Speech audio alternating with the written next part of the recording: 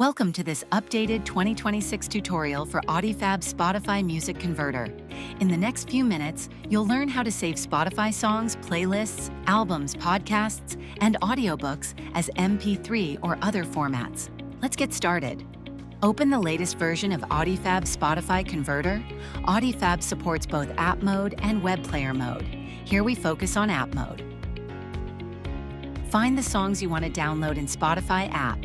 Click the plus button in the bottom right corner. You can add full playlists or albums or select individual songs.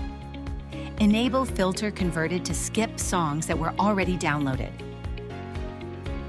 Next, open settings. You can select record mode plus auto for better quality. Here we choose MP3 for maximum compatibility. Enable playlist index to keep original order.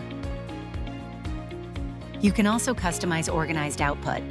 Check Save Lyrics if you want lyrics. All settings are saved automatically when you close the window.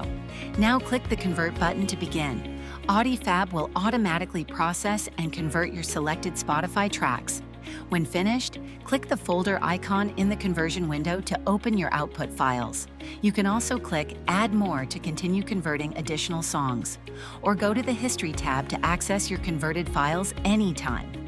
All tracks include album covers and full metadata.